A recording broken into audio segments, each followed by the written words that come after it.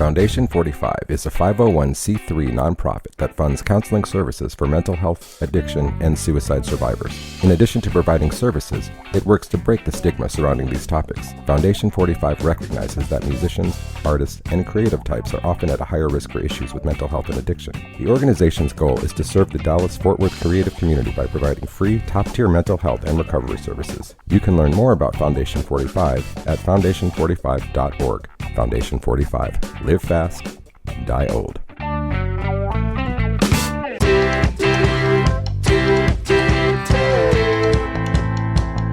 I'm Andrew Sherman.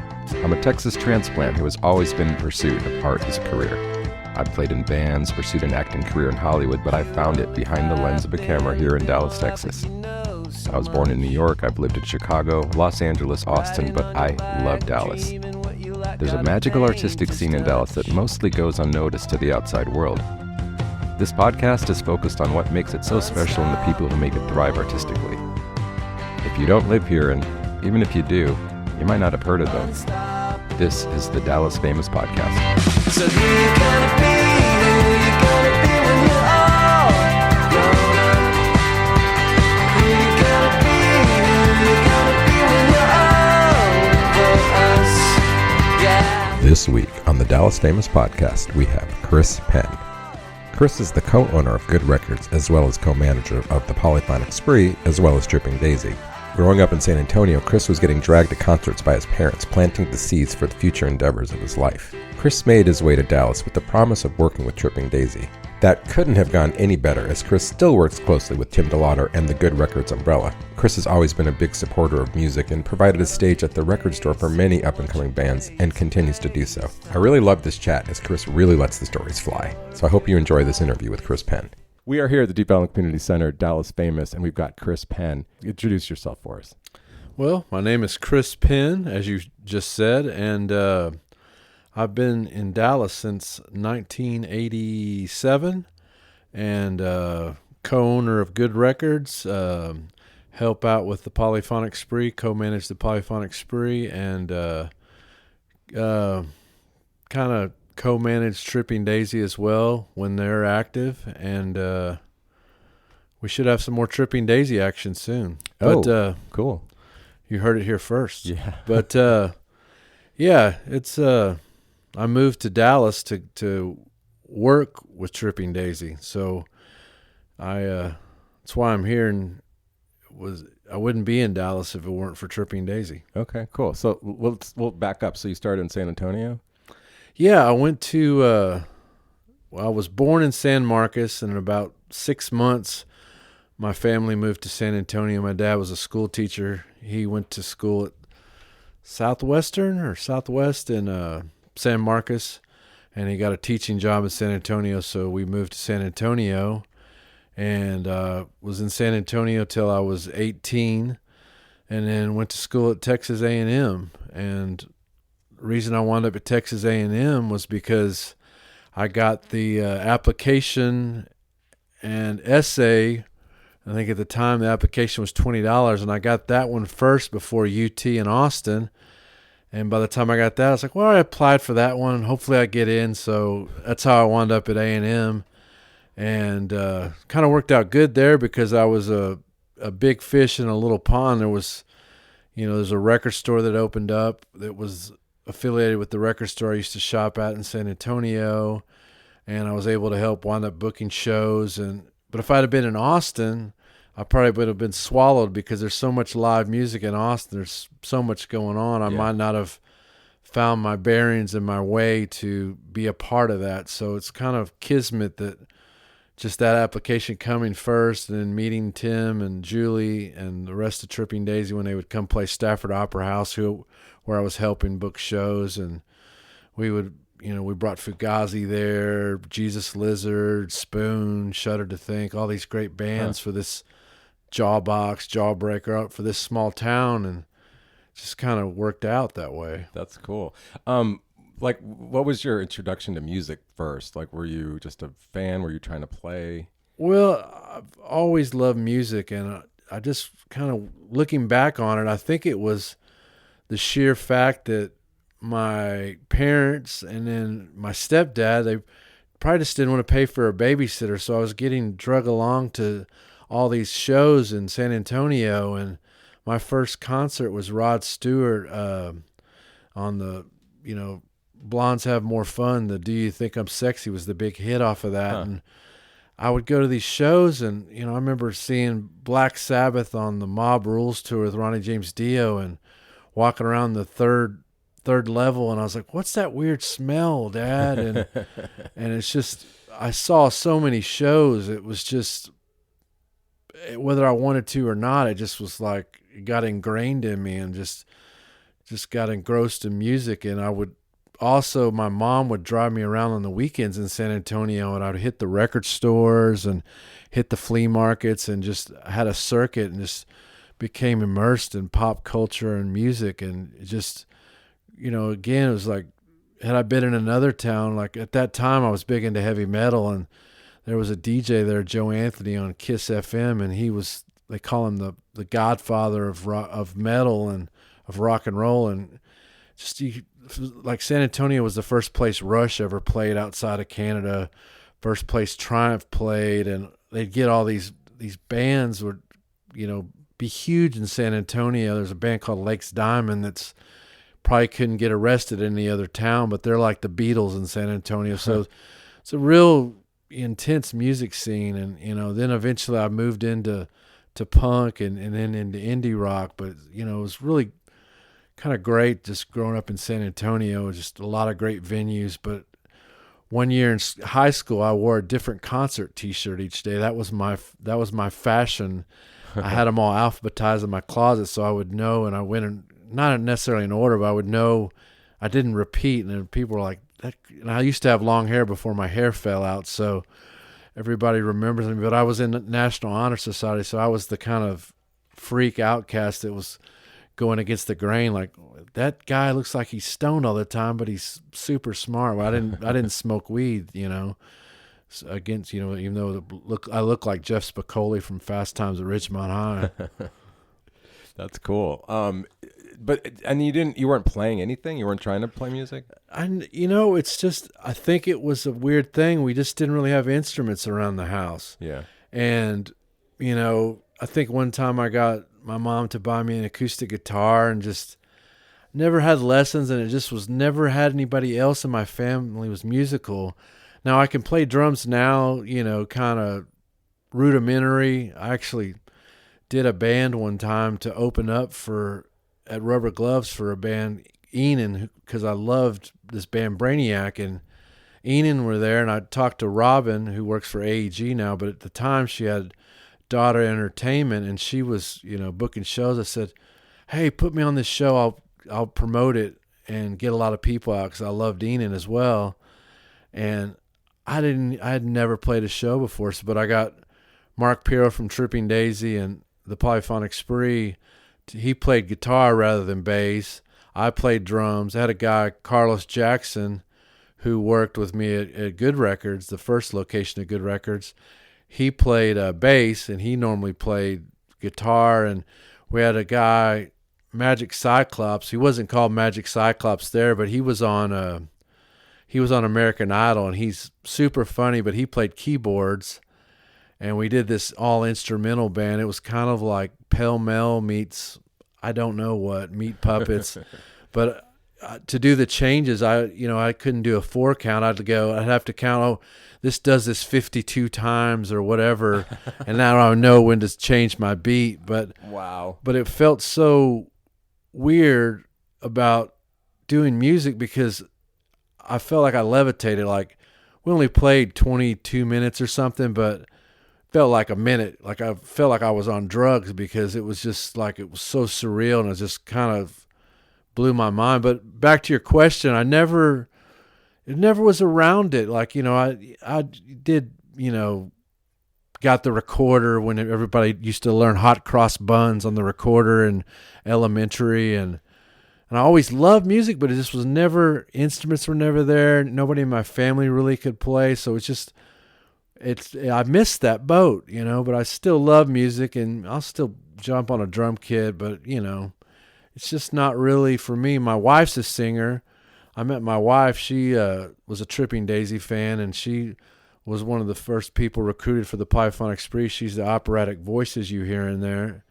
And she has like perfect pitch. She's a phenomenal singer. And my son, he sings, but he's more into sports. But I mean, like, he may do something with his voice down the road, 'cause he sang on the most recent Polyphonic Spree record of my wife, Salvage Enterprise, and you can hear him a little bit on, he was in part of the gang choir, but he's got a great voice. And my son Archie, my middle son, he goes to concerts with me, so he might wind up doing something. And I think my youngest son Grover, who's 9 now, they got some music in him from their mom, and it's not from me. I mean, they may get the love of music from me, but she's got an innate thing. She went to school for voice, and they've got a little. Each of them have her voice in them, because they'll sing, but they don't, need to try to get Grover some piano lessons so he doesn't miss out in case it's in there. Sometimes I really do think you're born with it, but you got to have like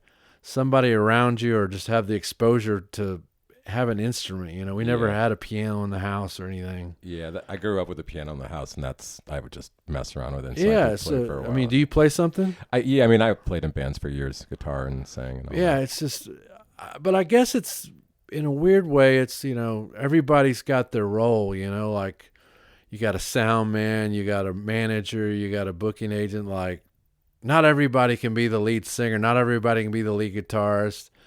And begrudgingly, people wind up being the bassist and the drummers a lot of times. But, it's just, I found my way in music, because that's kind of been my career path. I got a bachelor's degree in marketing from Texas A&M in business administration, and I've used it, but, I'm like, my kids are about to go to college, and I'm like, you guys should, go to UNT and just figure out, do your core classes. And it's almost like you don't even need that. Like, I think you could almost lie on a resume now and say you have a bachelor's degree, as long as you're halfway intelligent. I don't even know if they go look it up and pull your transcript. I've had one job, and it was like, like the Iowa Basic, kind of like we were grading them. They made me bring my degree in. That's the only time it's happened in my adult life. So. I mean, I'm not saying you should lie, but for me, it's not as important. It doesn't seem as important. It's like a lot of things you learn on the fly, but I don't know what we're talking about, but it's just, music's been my career, and I've found my way with it, even though I can't play. My enthusiasm for it is, enabled me to do things around music, which I've loved doing. I'm 53 now, and I've been off and running since, I graduated, and I was supposed to be class of 93, but graduated 95. I kind of stumbled a little bit and got in some trouble at A&M and stayed there longer after I graduated. But, music kind of, just last night I went to eat with my wife, and I was driving home, and we had 2 different cars, and I took that 15, 20 minutes driving home, just cranked the music, and I just loved it. And it's always been something for me, a way to escape, and it's just something about music. It helps with life, because, life is heavy, and there's a lot of weird stuff you got to deal with. But Absolutely. That's just, I love it. And it's just, here I am, running a record store in 2024. And, in 1990, we opened in 2000. In 1999, that was the biggest selling year of the CD. So when we opened, CDs were going down. And in about 2009, vinyl kicked back up. Otherwise, we'd be closed. But it's like, music's worked out for me so far, I guess, is my point. And I'm just thankful to be a part of it, and doing something I love, and have a roof over my head, and working electricity. Sometimes not, but for the most part, our electricity's always on. Right. So let's go back. Okay, that's interesting to me. So you're going to Texas A&M, and you're booking shows, and that's when you cross paths with Tripping Daisy. So how did that develop? Like, how did you end up following to Dallas? Well, I saw them on, I think the first time they played Bryan College Station. It was Bryan, which is like a suburb. It's like, I guess Dallas is to Plano, or they're right butted up to each other, but they actually played Bryan at Stafford Opera House. And a buddy actually said, "Hey, I heard about this band from Dallas, Tripping Daisy, and we went, I think it was a Thursday night, walked in, there was maybe 20, 30 people because it was a Thursday, and it was, they were just now starting to break. I don't think Bill was out yet on Dragon Street, their first album. And I went and saw them, and I was just blown away. They had, at the time, I didn't know who was doing visuals, but Scott Berman and Lance Miller, they had the 16 millimeter projectors and just had this full psychedelic, oils on the overhead projectors. But the music is what really did it for me. It was like a mixture of Jane's Addiction meets, I don't know. It was really appealing to me, and started to go see them each time they would come back. They slowly built up a following, and they got to the point where they were doing 2 nights at Stafford Opera House, and the club would need security. So I would, I'm going anyway. So I'd be up front, like catching the stage divers and pushing them off stage. And they had a guy, Stephen Agnew was their road manager, and he would always recruit me like, hey, can you help me keep idiots off the stage? Mm-hmm. And so we would do that, and it would be like 120 degrees in there because it was nuts to butts people and just super hot in there because that place didn't really have AC. And just started helping them, and was getting to graduate, and me and my friend Cam went and followed them around on tour, and I just wrote a postcard to Tim and Julie at their house at the time on Ross, and just said, hey, if you guys ever need help, I'd be up for, I'd like to come work with you guys or just be involved. And I think it was a Betty Page postcard, like inappropriate to send to a guy's wife, and said, hey, I would, I'll shovel elephant poop or whatever you need to do to facilitate you guys. I felt strongly about the band, and, I got a message from them like, hey, I think, our guy, Lance Miller, was tour manager, and I think they were going to make a switch, and they said, we might need a tour manager. You should move to Dallas and do it. And I moved to Dallas, and I got to Dallas, and I didn't have a job or anything, and I had the luxury of some friends from college were living on Eustis Street, kind of not far from where I'm living now, and I just rented a room from them. And about the second day I was there, after watching Oprah Winfrey, I was like, what the fuck am I doing? Hopefully we can curse on this. What am I doing? So I was like, I got to get a job outside of Tripping Daisy, because Tripping Daisy's not touring 365 days of the year. So I managed a record store in College Station called Marooned.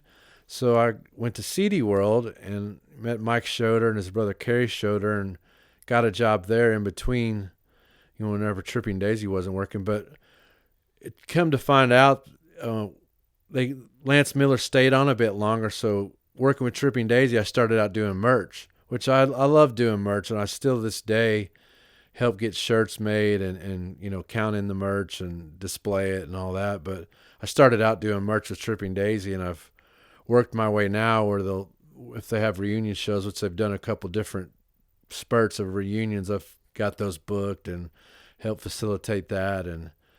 But that's why I moved to Dallas, was to work with Tripping Daisy, and it just kind of snowballed from there. And while working with Tripping Daisy, I remember vividly, we were going to Stephenville, Texas to play a show, and Tim was just talking to me. He's like, we should open a record store and call it Good Records. I think him and Julie had come up with the name, or Julie had come up with the name. And I was like, yeah, I of course I know how to do that. I was working at CD World at the time, and, I ran Marooned and shopped at record stores my whole life. So, Tripping Daisy, they ended Tripping Daisy when our friend Wes passed away, the guitarist. And we had a window where we opened Good Records on Good Latimer Street, not far from here. And Tim found the spot. He goes, Good Records on Good Latimer. It's meant to be. So we found the spot right next door to a paint store. The fumes used to come in, and I think we'd all kind of got brain damage because it was super strong. Like English Color was the name of the paint store, and it was like car paint, so it's like real potent. But anyway, that doesn't really matter. But the thing of it is just in between Tripping Daisy and the Polyphonic Spree, we started Good Records, and it's just, we were listening to Air Supply when he was talking about it. Me, Lance, and him were pulling into this campus of Stephenville. I think it's SFA's a school there, and we got windows down, blaring Air Supply, talking about Good Records, and I remember it just as clear as yesterday, you know. That's cool. And That's really 24 years later, Good Records is still going. You know, we've battled this. We're on our third location now, and it's been a good run. Yeah, and so you also, it seems like live shows have been a big part of the record store from the beginning, right? Yeah, when we were opening Good Records, we got like a batch of promo CDs, and Enon was in. I already mentioned them once, but they were our first in-store, and I think, you know, we'd maybe been open a week or two, and we had bands. And back then, I mean, one of my biggest regrets, we were all pretty horrible archivists. We should have recorded everything, videoed, stills. I mean, we had Queens of the Stone Age come in off of Ozfest. They came in and brought their setup, like a guitar center where you tune your guitars. We had to move counters, and we just had so many great. We had Death Cab for Cutie couldn't get a show in Dallas, so they came and played. And their payment was pizza, and Wow. we just had some bands, you know, come in there. That location was super small, and our stage was based on milk crates and plywood, and we would stack up the milk crates 2 or 3 high, depending upon how many people we thought would be in there, and then we would lay some carpet on the plywood, and it, you know, I'd get up there and kind of jump on it. I was like, well, if it can hold my 250 pounds, then it'll be all right. I'd kind of jump, but it was a lot of fun there. Beechwood Sparks played there. I mean, the great thing is we were down the street from Gypsy Tea Room, and Gypsy Tea Room had the small room and the big room. And then there was trees, and, you know, Club Dada and Club Clearview was happening. I mean, we had Trail of Dead there, Britt Daniel from Spoon. I mean, you pretty much name it, we had them. It was just weird, and it's just was really great. I mean, at the time we were probably averaging 2 to 3 in-stores a week, and it was like the salad days. I look at it, and at the current location on Garland Road, on one counter, we have a picture of the first location, and we have, with one of our, I think is our 5th birthday parties in the front. And then on our Lower Greenville location, we have a picture of Erykah Badu, where it's a sea of humanity out in the parking lot, and I almost got arrested that day.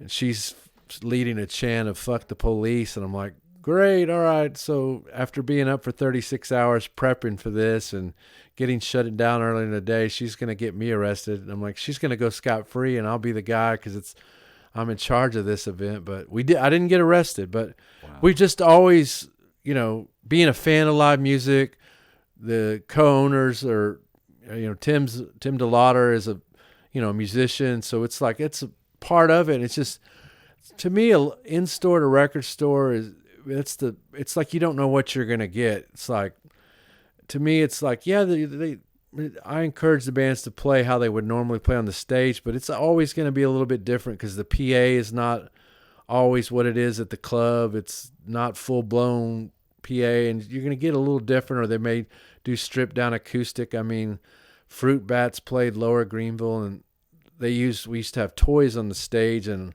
little players so kids could play there while their parents shopped, and Fruit Bats used the stuff on there to make percussive instruments, and we're playing like a Lego box as the bass drum. So it's always been a big part of Good Records is just, you know, hosting bands, and we have local bands and national bands, and it's just, I mean, the first place Yeah Yeah Yeahs ever did any in-store was at Good Records, and that was crazy. They Might Be Giants. I mean, the list goes on and on. I'm just really proud, but it's like, sometimes people go like, My Morning Jacket played there, and like one of their archivists has been contacting me for about 5 or 6 years now.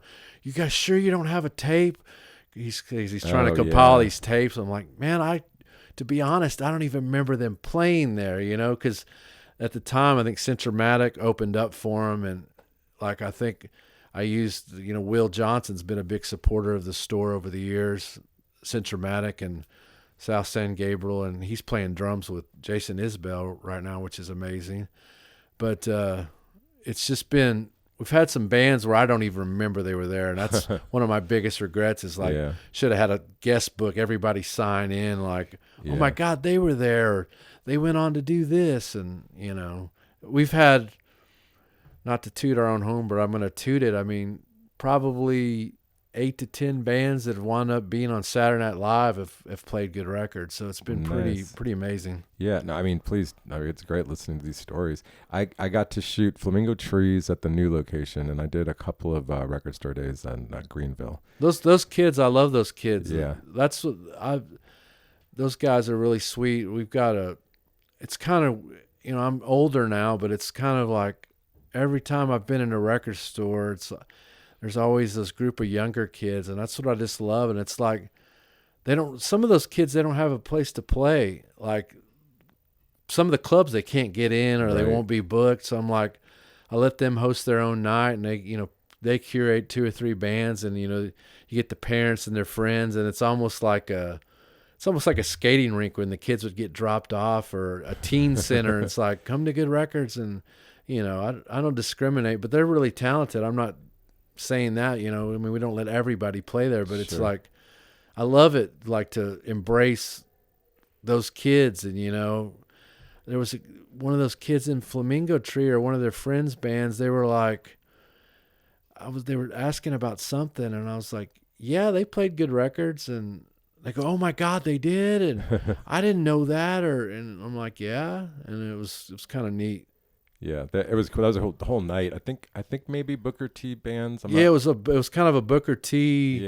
Who's who. And it was exciting because, like, for me, I do shoot newer stuff, and not like that's the newest stuff I think I've shot. And it was, like you said, it was just, you could feel the excitement of those kids, like, getting to do their thing in front of people. Yeah, it's just, there's nothing like that. And I mean, my one and only time of doing a show, it's like I can relate. It's like, if that's an avenue for them, I love it. Of course you guys can play, Let's just figure out when.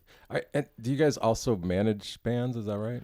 Well, I mean, yeah, just Tim Delaughter's projects. And we've done the label, Good Records Recordings. We've, done 2 or 3 spurts of that. We did it as a singles label. And we've released, a band called Pilot Drift, who's amazing. We didn't manage them, but we were the label for them. And we got them a booking agent, Marty Diamond, who was the Polyphonic Spree's booking agent. He booked them, and he got them opening up for Supergrass for a tour, which was pretty awesome because they're out of Texarkana, but they were so ahead of their time. And I just was recently talking to somebody about them at one of my distributors that I order from, and they're like, man, I've been meaning to tell you, that band you guys put out, Pilot Drift, he goes, I go back to Watersphere so often, and it's just an amazing record. And it's tough being a label on the label side of things. One, you got to have a lot of money to do it right for the bands. Sure. And especially on our side of things, we've, dealt with record labels for Tim's projects, and you don't want to feel like you're letting somebody down. So it's like, you can have all the enthusiasm in the world, but you got to have money, and you got to have connections sometimes to, like, facilitate making things happen for them and opening doors for the bands. And it's like, you keep it in perspective with these bands. You're like, hey, we can do X, Y, and Z, but it's like, for me anyway, sometimes you feel like you're not doing them justice, because they're great, but that's just a harsh reality. As music goes on in 2024, it's like, I just saw Interpol's doing a 20th anniversary tour for Antics, their second record. And, we toured with Interpol, and I'm like, Turn on the Bright Lights, I think is the first one, what it's called. And that's an amazing record, it's top to bottom, because I heard it every night live, but it's like, that's a classic record. But Antics, I think there's maybe 2 or 3 good songs, but everybody's looking for a gimmick or something to stick on to go out and tour, because that's the only way these bands are making money. So It's just like, you want these bands to be able to do what you think they deserve. And it's like, if you sign a band, or if you're working with the label to promote the band. It's like at some point you feel like it's your baby, and you're like, God, am I holding these guys back? Or, we just don't have the money. So it's kind of, the label side of things is, we've done, like I said, 2 or 3 spurts of giving it a go. And, Good Records Recordings, put out a band, Binary Sunrise, who's Kenneth Kemp. He was great. He had a fantastic album. And New Fumes, which is Daniel Huffman. He's friends with the Flaming Lips, and he's collaborated with them, and he was in Polyphonic Spree. He's great, and we've, done different things, but, it's the label side of things it's tough. You got to have an infusion of money to do it, and even then, it's like butting your head against the wall. It's like you can get the publicist, get the radio. At the time, do college radio. Now that's not so relevant, but it's tough to get stuff to stick. You can try it, and so it's kind of that side of things we don't do so much right now. But you never know, Yeah, we might win the lotto. Yeah, no, I mean that's the thing. Like the band development thing is expensive, but sometimes it's just magic too. It's like right place, right time. I mean, I'm all over the map. I hope I'm not stepping on any question. No. We may be jumping ahead, but the Polyphonic Spree applied to do South by Southwest. The first year we were a band, we didn't get accepted. Huh. Second year, I wound up figuring out this guy Ron Suman worked there. He used to book this band El Flaco, but we did get accepted. But then I started talking to Ron. He helped us out, and we got the keynote speech opening up for Robbie Robertson, and we played in the morning, and we got to do a showcase with the Shins at Stubbs Outdoors, and we did 5 or 6 shows in 3 days. And back then nobody really did that. We're like, well, we got in here, we got 20 people, let's just play. We played a barbecue, played somebody's front yard, and I put on Sanford and Son theme, and we came out of the guy's house and entered the stage. That was our intro music, was the Sanford and Son theme. But we just had fun with it, and that's to me that's the spirit of music, and it's been a fun ride. I guess I'm kind of just sitting here like reflecting on the cool stuff we've done. Yeah. Did you make it to South by this year? Or? Well, this year we got to play Willie Nelson's Ranch. Yeah. Which was weird, and I went to Luck Reunion last year and loved it. Fantastic vibe. So I'm sitting here all along and going, Polyphonic Spree's got to do that next year.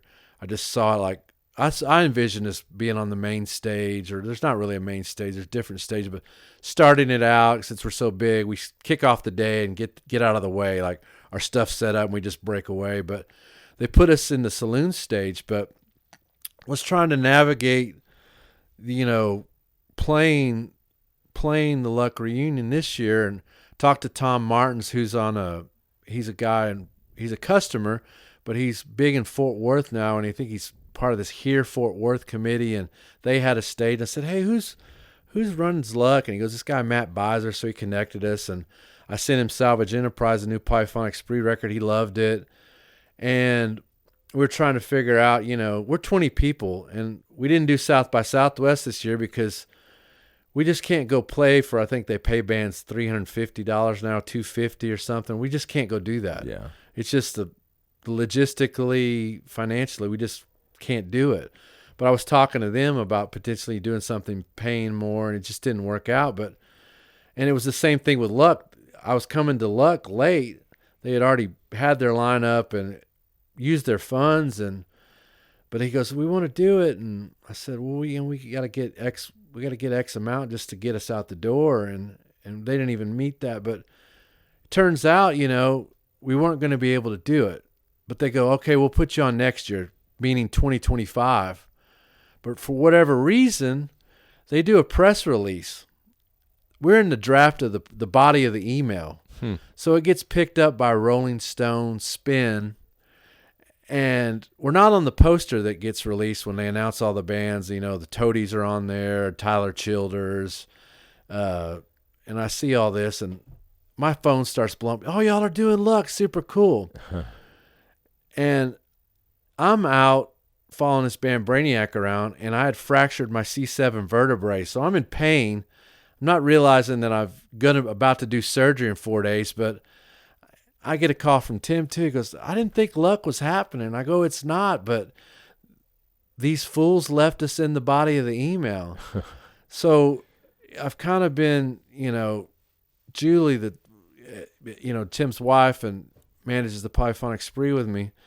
She's a big proponent of the universe telling you, like, maybe it's meant to be. And I had thought for a whole year that's where we needed to be. So I go back to them. I said, guys, I know you're not really, it's not intentional and our name doesn't mean that much, but you kind of put it out there. We're playing this. But the thing about Luck is they sell all the tickets out before anybody knows who's playing. So it doesn't really matter. So it's like people are going to be there. But I wanted to do it selfishly because we'd all watched the Paramount Plus, the 4-part Willie Nelson and Family documentary, which I got to recommend that to anybody. Like, Willie's almost 91, 90 now, and it's like he's led such a crazy life and house burning down, fighting the IRS, saving Trigger, his guitar from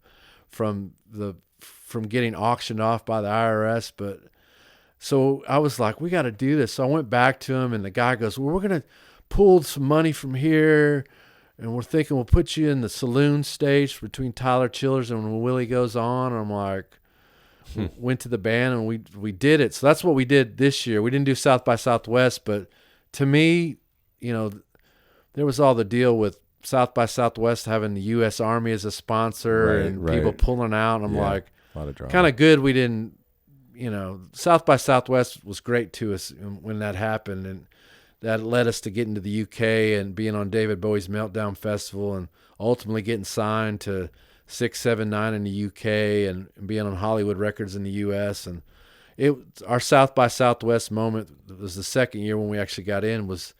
It was the fairy tale, the Cinderella story that happens that all bands think are going to happen. It happened with us, and we did an in-store at Waterloo, and we sold the second most amount of records ever at Waterloo, right behind Nora Jones. Wow. She did an in-store that week too, and we hold the record there right behind her. We didn't top her though, but that's good company to keep. But Luck Reunion, if anybody listening to this, all three of you guys got to go to Luck. It's a great time.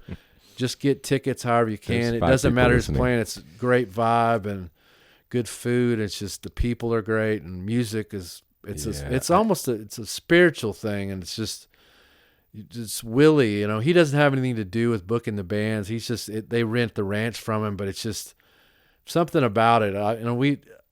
Polyphonic Spree. I've been to all kinds of festivals, Glastonbury, Coachella, Bonnaroo, all the big ones, Reading, Leeds. I've been to all of them.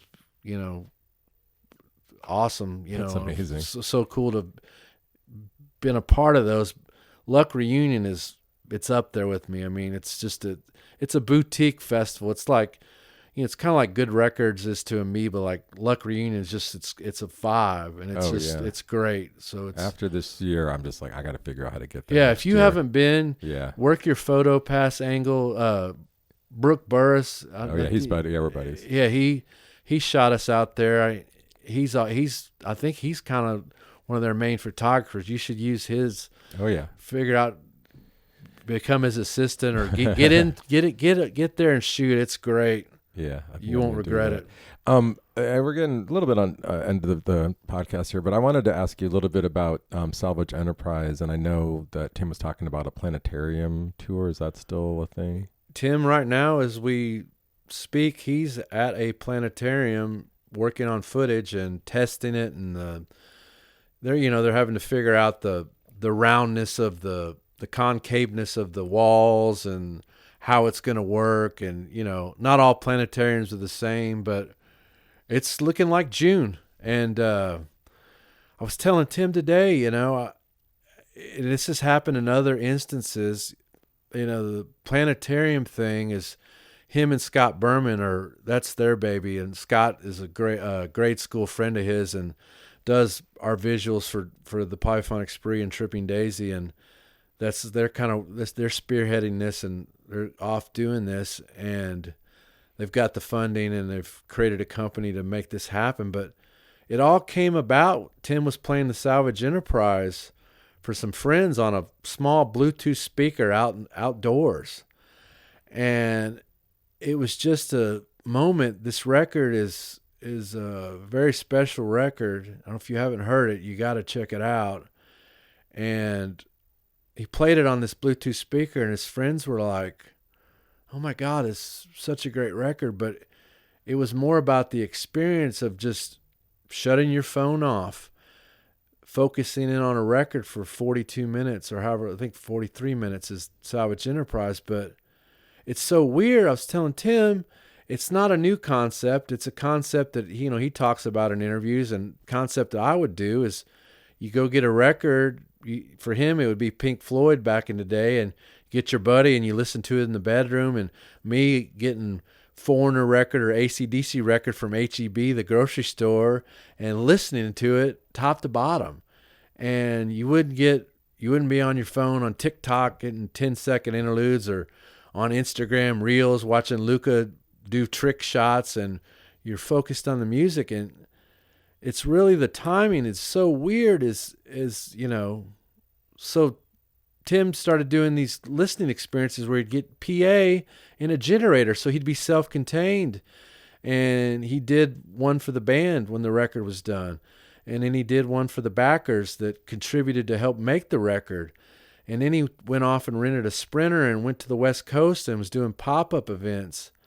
And it's so weird. All of a sudden, at the store, record labels are doing listening events where they're playing the records a week or two or just 2 or 3 days before the record comes out.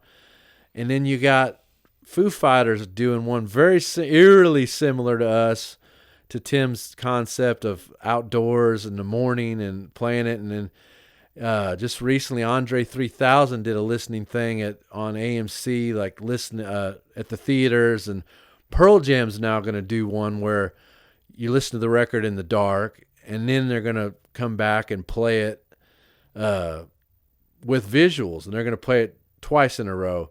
And we kind of did that at our listening experiences for Salvage Enterprise. Is one where you're totally focused, you lay down, look at the stars, and you just listen to the record. And then we would play it again so people could kind of talk and shoot the shit, or kind of go, oh man, I remember that part. Because the great thing about the listening experience, and hopefully it'll transcend to the planetarium, is just listening and hearing stuff. And hopefully it'll be some people's first time hearing it, but it's just like Scott and Tim had went and saw a thing after this, went to a planetarium, and they're like, it was a musical thing. It's like you had the Pink Floyd laser light shows, and there was something, it wasn't Pink Floyd, but it was something else, and they had these programs that were like, well, we should do this for Salvage Enterprise. And then ultimately they may go do this same thing. This is their baby, and they may do it for other bands, and or classic albums, and like go tour these things. And there's so much. People love to go to the movies. I love to go to the movies, Tim, but it's like, and you love music, it's like it's the perfect marriage of both of them. And it's like, live music is great. You'll never ever replace that. And that's the great thing about music. That's like almost one of the last things where bands can actually make some money, outside of syncs for commercials and being placed in movies, hearing songs. But it's, you can't replace that, and just experiencing an album. And it's just, it harkens back to the focus of that's why vinyl is so great, is taking the time and focusing. That's what was one of the good byproducts of the pandemic. You couldn't go to a bar. You couldn't see live music. You were stuck at home, so you could watch the hell out of Netflix, play board games or play video games, or listen to records as a family, or as whoever was in your bubble, as it was. And we had people filling in their record collection holes and just gotten really immersed in that. And it's just, that's the great thing about a record. It's not on your phone. It's not on your computer. You have to engage. You have to decide what you're going to play, pull it out of the jacket, put it on one side, flip it over. And it's just like these planetarium experiences. You'll go and you go, it's like going to the opera or going to the symphony. Like you're going to go and you're going to experience that. And it's going to be different based on the planetarium, and it'll be different when it becomes something else. But it's like, to me, and I'm just so happy they're doing it, is this record's so good. It's cinematic. It's a whole experience. It's we read a review of the record, and it's like, the guy was a really good review, but he was like, it was this and this and this, and it's like, that's what I want. I want somebody to listen to it, and they might not like it, but if they do, great. But this is just one of those records that it's not a one song record. It's not a 2 or 3 singles record. It's like there's a theme in there. Tim's acoustic guitar kind of runs from the top to the bottom. It's purposeful. It was all by design, and some people's things. It's not Polyphonic Spree. It's more a solo record. It's like Tim showed restraint on what he wanted to do, like let the choir shine when it's time for them to shine, and not all the strings are all in. It's just he did this record in the pandemic, and took him a while to do it, but it's just, I think it's there, and I just like, I love that the first focus of this planetarium is just going to be Salvage Enterprise, because I think it's very deserving of that. And Tim's got a couple records where one's a Tripping Daisy record, Jesus Hits Like the Atom Bomb, that didn't get its just due. And this is, I think, the best Polyphonic Spree record. It's kind of a combination of all of them, but mainly the beginning stages. And it's just, which was the first Polyphonic Spree record. I just think, these records will be discovered when we're gone, or like there's albums like Zombies, Odyssey, and Oracle. I always go back to that one. When it was released, nobody really cared, but they find their way. Great records always do, and Sure. That's the great thing about music too. I find there's always new bands. I mean, I went and saw what's the movie with the guy who went to eat at the In-N-Out Burger, Farewell or Holdovers. The Holdovers of Paul Giamatti. Okay. There was this guy, Labby Sifri. I'd never heard of this guy. He sounds like a Simon and Garfunkel, but there's always new music you're going to discover. I'm just hoping the planetarium, people discover Salvage Enterprise now rather than 20 years from now, but it will happen.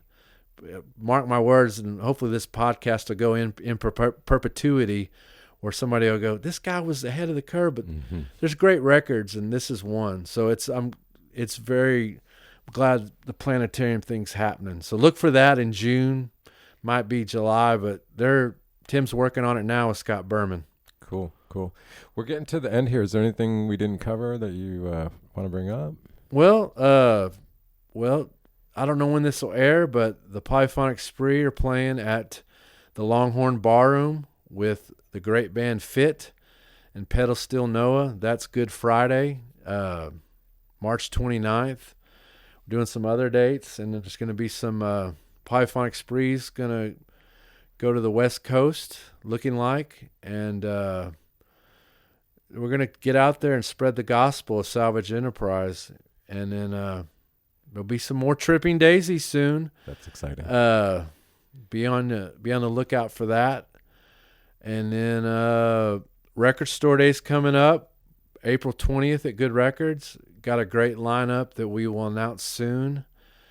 And just support music whenever you can. I mean, I know people say that, and older you get, it's tougher to get out and go see live shows, but it means stuff to bands that are out there doing it. I mean, the band that I've followed around where I broke my back, Brainiac, they did 7 shows in 7 days, and they reunite. I mean, who does that? And they were like long drives, and bands need you out there to support them. So it's just support the arts. I mean, go to museums. You're a photographer.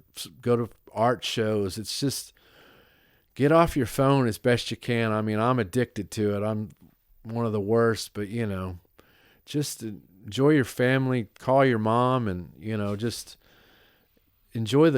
take time and take your shoes off and rub your feet in the grass, because it's like life is quick, man. The older you get, the quicker it goes. But just support bands and come to Good Records and buy a record and turn your friends on to music. That's a good conversation to have, is just get excited about it, and they turn you on to stuff. The musical conversation is it's unlike any other. You got anything you need to add?